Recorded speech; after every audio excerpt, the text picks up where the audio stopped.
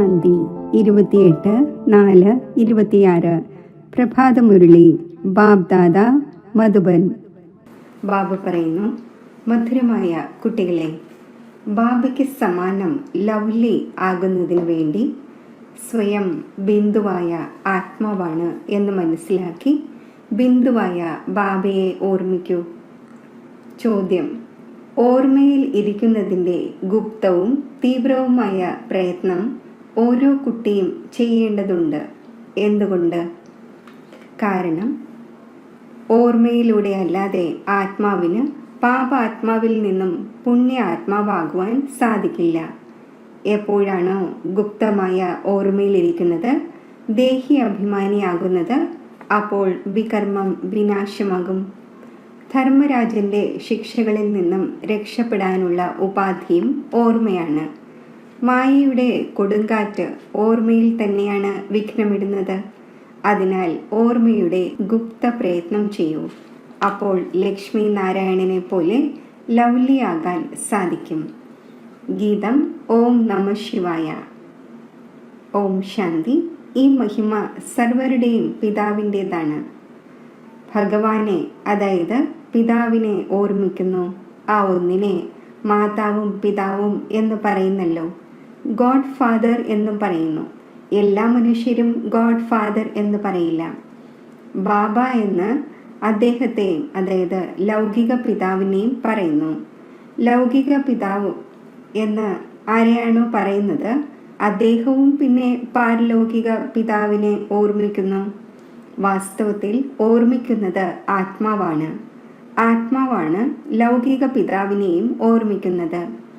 ആ ആത്മാവ് തൻ്റെ രൂപത്തെയും ഓക്കുപേഷനെയും അറിയുന്നില്ല. ആത്മാവ് സ്വയം തന്നെ പോലും അറിയുന്നില്ല. അപ്പോൾ ഗോഡ് ഫാദറിനെ എങ്ങനെ അറിയുവാനാണ്? തൻ്റെ ലൗകിക ഫാദറിനെ എല്ലാവരും അറിയുന്നു. അദ്ദേഹത്തിൽ നിന്നും സമ്പത്ത് ലഭിക്കുന്നു. ഇല്ലെങ്കിൽ എന്തിനു ഓർമ്മിക്കണം? പാരലൗകിക ബാബയിൽ നിന്നും തീർച്ചയായും സമ്പത്ത് ലഭിക്കുന്നുണ്ടാകും. ഓ ഗോഡ് ഫാദർ എന്ന് പറയുന്നു.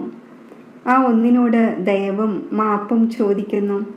കാരണം പാപം ചെയ്തുകൊണ്ടിരിക്കുന്നു. ഇതും ഡ്രാമയിൽ അടങ്ങിയിട്ടുള്ളതാണ്. എന്നാൽ ആത്മാവിനെ അറിയുക, പിന്നെ പരമാത്മാവിനെ അറിയുക, ഇത് ഡിഫിക്കൽട്ട് സബ്ജക്റ്റാണ്. ഈസിയേക്കാൾ ഈസിയാണ്, ഡിഫിക്കൽട്ടിനേക്കാൾ ഡിഫിക്കൽട്ടാണ്. എത്ര തന്നെ സയൻസും മറ്റും പഠിച്ചാലും അതിലൂടെ മൂൺ വരെ പോകുന്നു. എങ്കിലും ഈ നോളജിൻ്റെ മുന്നിൽ അത് തുച്ഛമാണ്. സ്വയം തന്നെയും ബാബയെയും അറിയുന്നത് വളരെ പ്രയാസമാണ്. ഏതെല്ലാം കുട്ടികളാണോ സ്വയം ബ്രഹ്മകുമാർ കുമാരി എന്ന് പറയുന്നത്, അവരും സ്വയം ആത്മാവാണ് എന്ന നിശ്ചയം വരുത്തണം. ഞാൻ ആത്മാവ് ബിന്ദുവാണ്, എൻ്റെ പിതാവും ബിന്ദുവാണ്. ഇത് മറന്നു പോകുന്നു. ഇതാണ് ഡിഫിക്കൽട്ട് സബ്ജക്റ്റ്. സ്വയം ആത്മാവാണ് എന്നതും മറന്നു പോകുന്നു. അപ്പോൾ ബാബയെ ഓർമ്മിക്കുന്നതും മറന്നു പോകുന്നു. ദേഹി അഭിമാനിയാകാനുള്ള അഭ്യാസമില്ല. ആത്മാവ് ബിന്ദുവാണ്. അതിൽ 84 ജന്മങ്ങളുടെ പാർട്ട് അടങ്ങിയിട്ടുണ്ട്. ഞാൻ ആത്മാവ് ഭിന്ന ഭിന്ന ശരീരം സ്വീകരിച്ച് പാർട്ട് അഭിനയിക്കുന്നു എന്നത് അടിക്കടി മറന്നു പോകുന്നു. മുഖ്യമായ കാര്യം ഇത് മനസ്സിലാക്കുന്നതിൻ്റെതാണ്. ആത്മാവിനെയും പരമാത്മാവിനെയും മനസ്സിലാക്കുന്നതൊഴികെ ബാക്കി നോളജ് എല്ലാവരുടെയും ബുദ്ധിയിൽ വരുന്നു. നമ്മൾ 84 ജന്മങ്ങൾ എടുക്കുന്നു. സൂര്യവംശി ചന്ദ്രവംശിയാകുന്നു. ഈ ചക്രം വളരെ സഹജമാണ്, മനസ്സിലാക്കുന്നുണ്ട്. പക്ഷേ എത്രത്തോളമാണോ സ്വയം ആത്മാവാണ് എന്ന് നിശ്ചയിച്ച് ബാബയെ ഓർമ്മിക്കുന്നതിൽ നേട്ടമുള്ളത്, അത്രയും നേട്ടം ചക്രത്തെ അറിയുന്നതിലൂടെയില്ല. ഞാൻ ആത്മാവ് സ്റ്റാറാണ്, പിന്നെ ബാബയും സ്റ്റാറാണ്, അതിസൂക്ഷ്മമാണ്. ആ ഒന്ന് സദ്ഗതി ദാതാവാണ്. ആ ഒന്നിനെ ഓർമ്മിക്കുന്നതിലൂടെ തന്നെയാണ് വികർമ്മം വിനാശമാകേണ്ടത്. ഈ രീതിയിലൂടെ ആരും നിരന്തരം ഓർമ്മിക്കുന്നില്ല, ദേഹി അഭിമാനി ആകുന്നില്ല. അടിക്കടി ഈ ഓർമ്മയിലിരിക്കണം, ഞാൻ ആത്മാവാണ്. ബാബയുടെ ആജ്ഞയാണ് എന്നെ ഓർമ്മിക്കൂ, എങ്കിൽ വികർമ്മം വിനാശമാകും. ഞാൻ ബിന്ദുവാണ്. ഇവിടെ വന്ന് പാർട്ട്ധാരി ആയിരിക്കുന്നു. എന്നിൽ 5 വികാരങ്ങളുടെ തുരുമ്പ് കയറിയിരിക്കുന്നു. അയൺ ഏജിലാണ്. ഇപ്പോൾ ഗോൾഡൻ ഏജിലേക്ക് പോകേണ്ടതുണ്ട്. അതിനാൽ ബാബയെ വളരെ സ്നേഹത്തോടെ ഓർമ്മിക്കണം. ഈ രീതിയിൽ ബാബയെ ഓർമ്മിക്കും. അപ്പോൾ തുരുമ്പ് മാറും. ഇതാണ് പ്രയത്നം. സർവീസിൻ്റെ വളരെയധികം വീമ്പ് പറയുന്നു, പൊങ്ങച്ചം പറയുന്നു. ഇന്ന് ഈ സർവീസ് ചെയ്തു, വളരെ പേർ പ്രഭാവിതമായി എന്ന്. പക്ഷേ ശിവ് ബാബ മനസ്സിലാക്കുന്നു, ആത്മാവിൻ്റെയും പരമാത്മാവിൻ്റെയും ജ്ഞാനത്തിൽ പ്രഭാവിതമൊന്നും ആയില്ല. ഭാരതം ഹെവനും ഹെല്ലും എങ്ങനെയാണ് ആകുന്നത്? 84 ജന്മം എങ്ങനെയാണ് എടുക്കുന്നത്? സദോ രജോ തമോയിലേക്ക് എങ്ങനെയാണ് വരുന്നത്? കേവലം ഇത് കേട്ട് പ്രഭാവിതമാകുന്നു. പരമാത്മാവ് നിരാകാരമാണ്. ഇതും മനസ്സിലാക്കുന്നു. ബാക്കി ഞാൻ ആത്മാവാണ്. എന്നിൽ 84 ജന്മങ്ങളുടെ പാർട്ട് അടങ്ങിയിരിക്കുന്നു. ബാബയും ബിന്ദുവാണ്. ആ ഒന്നിൽ മുഴുവൻ ജ്ഞാനമുണ്ട്. ആ ഒന്നിനെ ഓർമ്മിക്കണം. ഈ കാര്യങ്ങൾ ആരും മനസ്സിലാക്കുന്നില്ല. മുഖ്യ കാര്യം മനസ്സിലാക്കുന്നില്ല. വേൾഡിൻ്റെ ഹിസ്റ്ററി ജോഗ്രഫിയുടെ നോളജ് ബാബ തന്നെയാണ് നൽകുന്നത്. വേൾഡിൻ്റെ ഹിസ്റ്ററി ജോഗ്രഫി ഉണ്ടായിരിക്കേണ്ടതാണ് എന്ന് ഗവൺമെൻറ്റും ആഗ്രഹിക്കുന്നു. ഇതാണെങ്കിൽ അതിനേക്കാളും സൂക്ഷ്മമായ കാര്യങ്ങളാണ്. ആത്മാവ് എന്താണ്? അതിൽ എങ്ങനെ 84 ജന്മങ്ങളുടെ പാർട്ടുണ്ട്? അതും അവിനാശിയാണ്. ഇത് ഓർമ്മിക്കണം. സ്വയം ബിന്ദുവാണ് എന്ന് മനസ്സിലാക്കണം. ബാബയെ ഓർമ്മിക്കണം. അതിലൂടെ വികർമ്മം വിനാശമാകും. ഈ യോഗത്തിൽ ആരും തൽപരരായി ഇരിക്കുന്നില്ല. ഈ ഓർമ്മയിൽ ഇരിക്കുകയാണെങ്കിൽ വളരെ ലൗലിയായി മാറിയേനെ. ഈ ലക്ഷ്മി നാരായണനെ നോക്കൂ, എത്ര ലൗലിയാണ്. ഇവിടെ മനുഷ്യരെ നോക്കൂ, എങ്ങനെയാണ്. സ്വയവും ഇങ്ങനെ പറയുന്നു, നമ്മളിൽ ഒരു ഗുണവുമില്ല, നമ്മൾ മ്ലേച്ഛമാണ്, താങ്കൾ സ്വച്ഛമാണ് എന്നെല്ലാം. എപ്പോഴാണോ സ്വയം ആത്മാവാണ് എന്ന് നിശ്ചയം വരുത്തി ബാബയെ ഓർമ്മിക്കുന്നത്, അപ്പോൾ സഫലത ലഭിക്കും. ഇല്ലെങ്കിൽ സഫലത വളരെ കുറച്ചായിരിക്കും ലഭിക്കുന്നത്. നമ്മളിൽ വളരെ നല്ല ജ്ഞാനമുണ്ട് എന്ന് മനസ്സിലാക്കുന്നു. വേൾഡിൻ്റെ ഹിസ്റ്ററിയും ജോഗ്രഫിയും നമുക്കറിയാം. പക്ഷേ യോഗത്തിൻ്റെ ചാർട്ട് പറയുന്നില്ല. ആരെങ്കിലും ഈ അവസ്ഥയിൽ ഇരിക്കുന്നത്, അതായത് സ്വയം ആത്മാവാണ് എന്ന് മനസ്സിലാക്കി ബാബയെ ഓർമ്മിക്കുന്നത് പ്രയാസമാണ്. വളരെ പേർക്ക് അഭ്യാസം ഇല്ല. ബാബ മനസ്സിലാക്കുന്നു, കുട്ടികൾ കേവലം ജ്ഞാനത്തിൻ്റെ ചക്രത്തെ ബുദ്ധിയിൽ തിരിക്കുന്നു. ബാക്കി ഞാൻ ആത്മാവാണ്. ബാബയുമായി നമുക്ക് യോഗം ചേർക്കണം. അതിലൂടെ അയൺ ഏജിൽ നിന്നും മാറി ഗോൾഡൻ ഏജിലേക്ക് പോകും. ആത്മാവായ എനിക്ക് ബാബയെ അറിയേണ്ടതുണ്ട്. ആ ഒന്നിൻ്റെ ഓർമ്മയിൽ തന്നെ ഇരിക്കണം. ഈ അഭ്യാസം വളരെ പേർക്ക് കുറവാണ്. വളരെ പേർ വരുന്നുമുണ്ട്, കൊള്ളാം കൊള്ളാം എന്ന് പറയുകയും ചെയ്യുന്നു.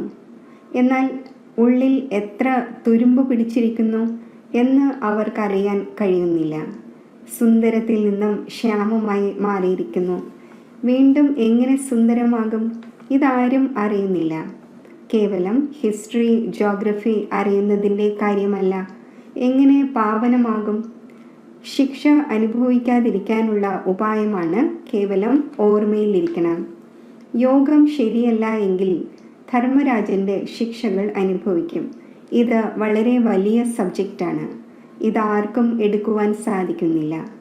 ജ്ഞാനത്തിൽ സ്വയം എല്ലാം അറിയാം എന്ന് സ്വയം മനസ്സിലാക്കിയിരിക്കുന്നു. ഇതിലൊരു സംശയവുമില്ല. മുഖ്യമായ കാര്യം യോഗത്തിൻ്റേതാണ്. യോഗത്തിൽ വളരെ അപക്വമാണ്. അതിനാൽ ബാബ പറയുന്നു, സൂക്ഷിച്ചിരിക്കൂ. കേവലം പണ്ഡിതൻ മാത്രമാകരുത്. ഞാൻ ആത്മാവാണ്. എനിക്ക് ബാബയെ ഓർമ്മിക്കേണ്ടതുണ്ട്. ബാബ ആജ്ഞ നൽകിയിരിക്കുന്നു, മന്മനാഭവ. ഇതാണ് മഹാമന്ത്രം. സ്വയം സ്റ്റാറാണ് എന്ന് മനസ്സിലാക്കി ബാബയെയും സ്റ്റാറായി മനസ്സിലാക്കൂ. പിന്നെ ബാബയെ ഓർമ്മിക്കൂ. ബാബയുടെ വലിയ രൂപമൊന്നുമല്ല മുന്നിൽ വരുന്നത്. അപ്പോൾ ദേഹി അഭിമാനി ആകുന്നതിൽ തന്നെയാണ് പ്രയത്നമുള്ളത്. വിശ്വത്തിൻ്റെ മഹാരാജാവും മഹാറാണിയും ഒരാളാണ് ആകുന്നത്. അവർക്ക് ലക്ഷക്കണക്കിന് പ്രജകളുണ്ടാകുന്നു. പ്രജകൾ ധാരാളമുണ്ടല്ലോ. ഹിസ്റ്ററി, ജോഗ്രഫി അറിയുക സഹജമാണ്. എന്നാൽ എപ്പോഴാണോ സ്വയം ആത്മാവാണ് എന്ന് മനസ്സിലാക്കി ബാബയെ ഓർമ്മിക്കുന്നത്, അപ്പോൾ പാവനമാകും. ഈ അഭ്യാസം വളരെ ഡിഫിക്കൽട്ടാണ്. ഓർമ്മിക്കുവാനായിരിക്കും. അപ്പോൾ വളരെയധികം കൊടുങ്കാറ്റ് വിഘ്നമിടും. ആരെങ്കിലും അരമണിക്കൂറെങ്കിലും ഏകരസമായി ഇരിക്കുന്നത് വളരെ പ്രയാസമാണ്. അടിക്കടി മറന്നുപോകും. ഇതിൽ സത്യമായ ഗുപ്ത പ്രയത്നമുണ്ട്. ചക്രത്തിൻ്റെ രഹസ്യം അറിയുന്നത് സഹജമാണ്. ബാക്കി ദേഹി അഭിമാനിയായി ബാബയെ ഓർമ്മിക്കുക, ഇത് ആരെങ്കിലും മനസ്സിലാക്കുകയും ആ ആക്റ്റിൽ വരികയും ചെയ്യുന്നത് പ്രയാസമാണ്.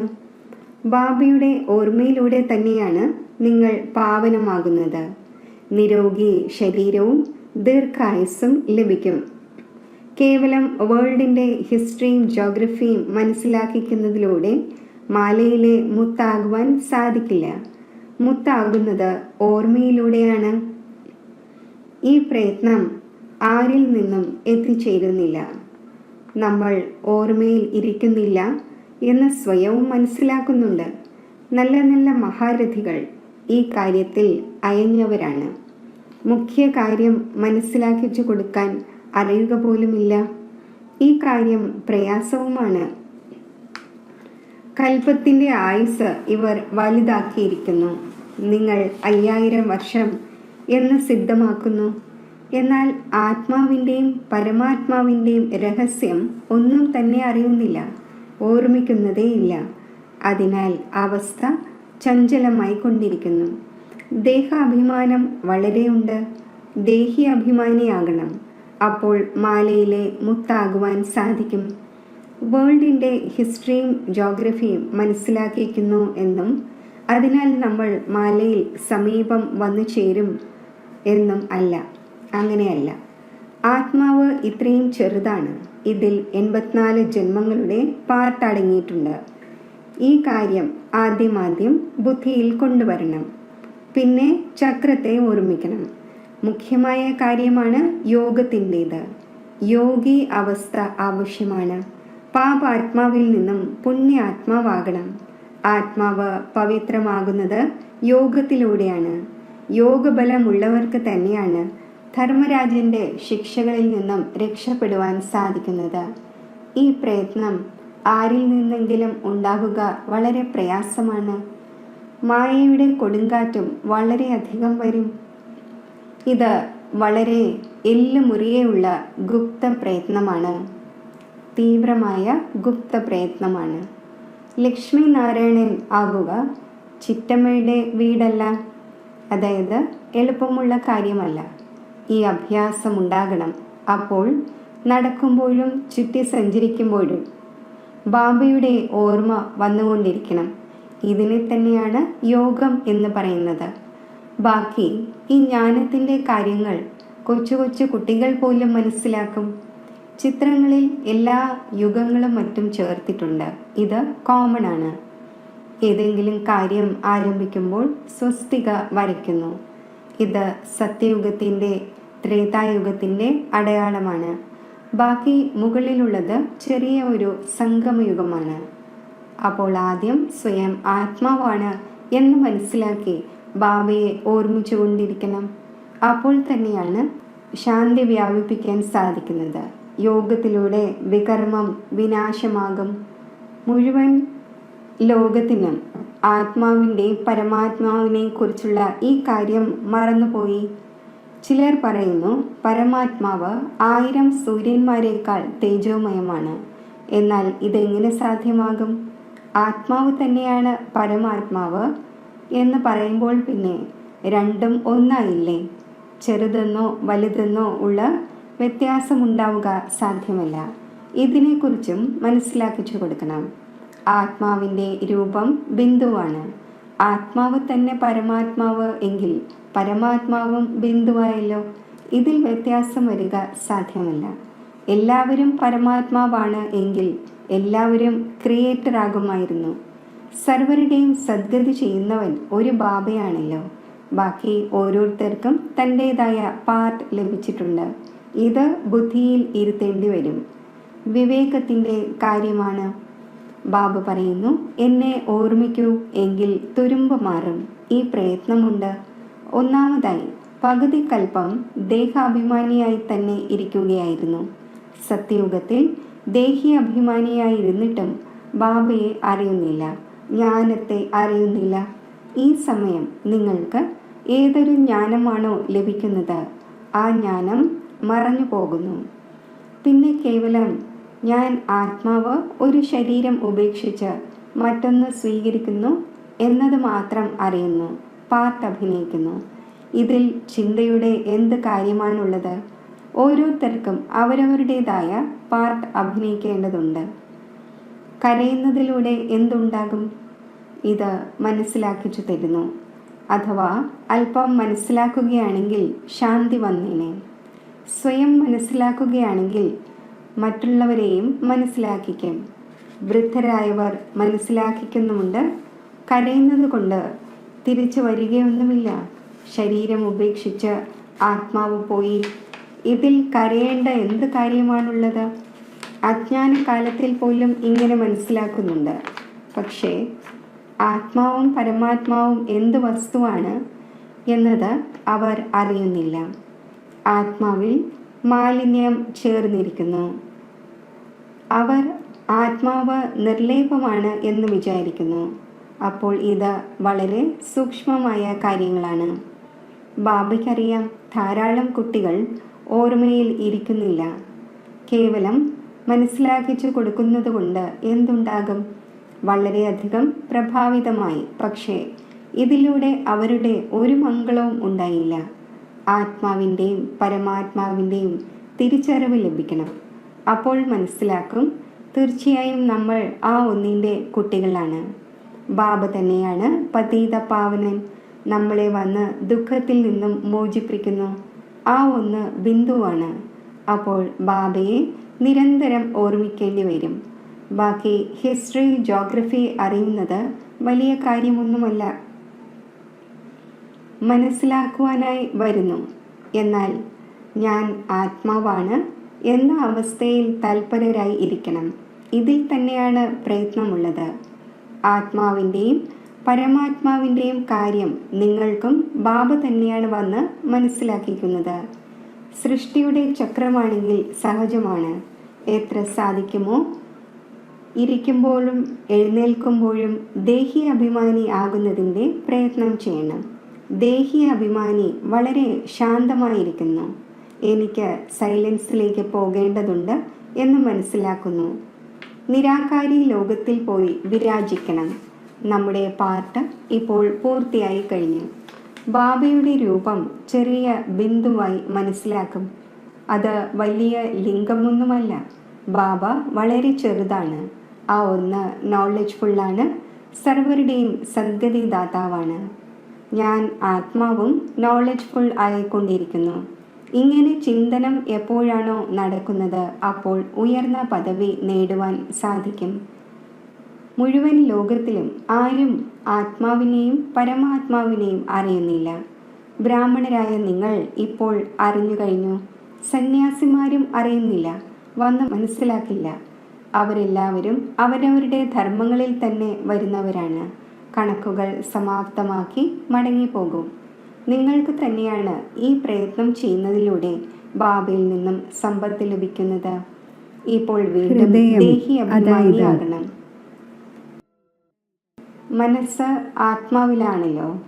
ആത്മാവിന് തന്നെയാണ് ഹൃദയം ബാബയുമായി ചേർക്കേണ്ടത്. ഹൃദയം ശരീരത്തിലല്ല. ശരീരത്തിൻ്റെതെല്ലാം സ്ഥൂല ഓർഗൻസ് ആണ്. ഹൃദയം യോജിപ്പിക്കുക എന്നത് ആത്മാവിൻ്റെ ജോലിയാണ്.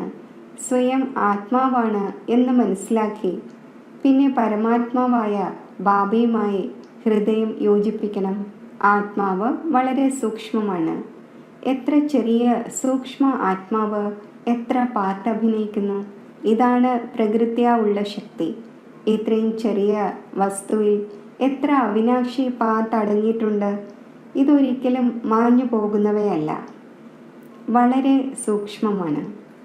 നിങ്ങൾ പരിശ്രമിച്ചാലും വലിയ വസ്തുവായിരിക്കും ഓർമ്മ വരിക.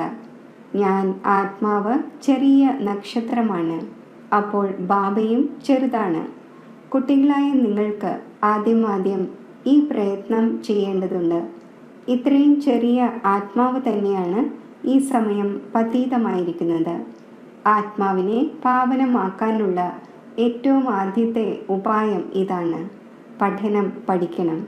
ബാക്കി കളിക്കുകയും കുതിച്ചു ചാടുകയും ചെയ്യുന്നത് വേറെ കാര്യമാണ്. കളിക്കുന്നതും ഒരു വൈദഗ്ധ്യമാണ്. പഠിത്തത്തിലൂടെ പദവി ലഭിക്കുന്നു, കളി വിനോദങ്ങളിലൂടെ പദവി ലഭിക്കുന്നില്ല. കളിയുടെയും മറ്റും ഡിപ്പാർട്ട്മെൻറ്റ് വേറെയാണ്. അതുമായി ജ്ഞാനത്തിനും യോഗത്തിനും കണക്ഷനില്ല. ഈ ഭോഗം മറ്റും വയ്ക്കുന്നതും കളിയാണ്. മുഖ്യമായ കാര്യം ഓർമ്മയുടേതാണ്. ശരി, മധുരമായ സിഖില്ലതെ കുട്ടികൾക്ക് മാതാവും പിതാവുമായ ബാപ് ദാദയുടെ സ്നേഹസ്മരണകൾ. Good morning. ആത്മീയ അച്ഛൻ്റെ ആത്മീയ കുട്ടികൾക്ക് നമസ്തേ. ധാരണയ്ക്കുള്ള മുഖ്യസാരം: ധർമ്മരാജൻ്റെ ശിക്ഷകളിൽ നിന്നും രക്ഷപ്പെടുന്നതിനായി ഓർമ്മയുടെ ഗുപ്ത പ്രയത്നം ചെയ്യണം. പാവനമാകാനുള്ള ഉപായമാണ് സ്വയം ബിന്ദുവായ ആത്മാവാണ് എന്ന് മനസ്സിലാക്കി ബിന്ദുവായ ബാബയെ ഓർമ്മിക്കണം. ജ്ഞാനത്തിൽ സ്വയം എല്ലാം അറിയുന്നവരായി മനസ്സിലാക്കരുത്. ഏകരസ അവസ്ഥ ഉണ്ടാക്കുന്നതിൻ്റെ അഭ്യാസം ചെയ്യണം. ബാബയുടെ ആജ്ഞ എന്താണോ അത് പാലിക്കണം. വരദാനം: ഓരോ കർമ്മം ചെയ്യുമ്പോഴും കമല ആസനത്തിൽ വിരാജിതനായി ഇരിക്കുന്ന സഹജവും നിരന്തര യോഗിയുമായി ഭവിക്കട്ടെ.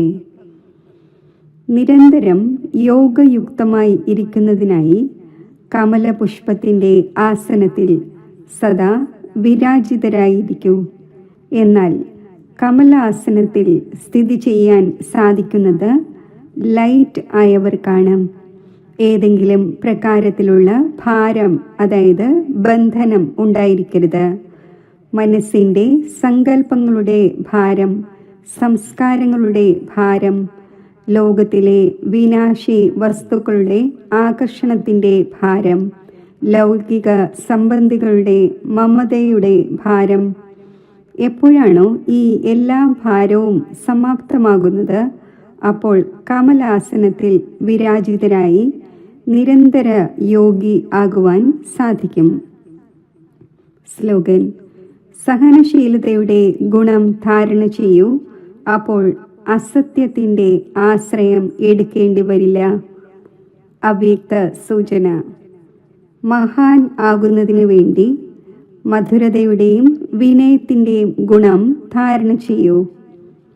ആരുടെയെങ്കിലും സംസ്കാരം സരളവും മധുരവും ആണെങ്കിൽ ആ സംസ്കാരം സ്വരൂപത്തിൽ വരുന്നു. എപ്പോഴാണോ സംസ്കാരം ബാപ് ദാദയ്ക്ക് സമാനമായി മാറുന്നത്, അപ്പോൾ ബാപ് ദാദയുടെ സ്വരൂപം എല്ലാവർക്കും കാണപ്പെടും. ബാപ് ദാദ എങ്ങനെയാണോ അതേപോലെ കൃത്യമായി അതേ ഗുണങ്ങൾ, അതേ കർത്തവ്യം, അതേ വാക്കുകൾ, അതേ സങ്കല്പം അനുഭവപ്പെടും. എല്ലാവരുടെയും വായിൽ നിന്നും ഇത് വരും. ഇവർ അത് തന്നെയായി തോന്നുന്നു. ഓം ശാന്തി.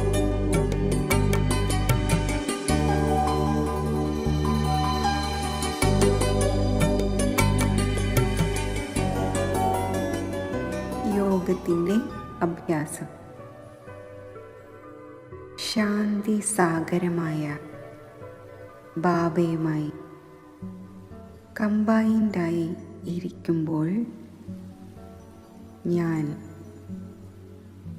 മാസ്റ്റർ ശാന്തി സാഗരമായി മാറുന്നു. ഈ അവസ്ഥയിൽ എൻ്റെ ചിത്തം പരിപൂർണ ശാന്തതയിലാണ്. എൻ്റെ വൃത്തി ആത്മീയവും ശക്തിശാലിയുമാണ്. വിശ്വത്തിലെ ആത്മാക്കൾക്ക് വേണ്ടി ഞാൻ ശാന്തിയുടെ അവതാരമായി മാറുന്നു.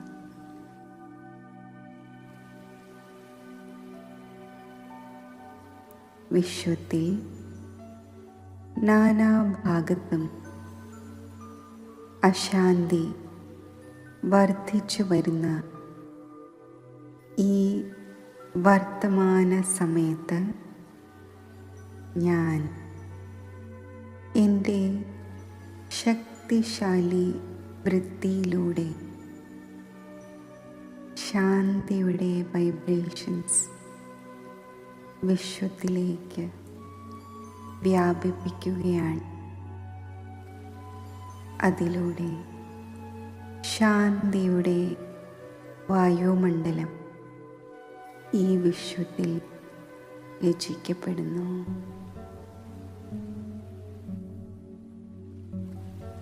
ശാന്തിയുടെ സാഗരമായ ബാബയുമായി കമ്പൈൻഡ് ആയിരുന്ന ശാന്തിയുടെ കിരണങ്ങൾ വിശ്വത്തിലേക്ക് അയക്കുമ്പോൾ അശാന്തരായ ആ ആത്മാക്കളുടെ വൃത്തി പരിവർത്തനപ്പെടുകയാണ്.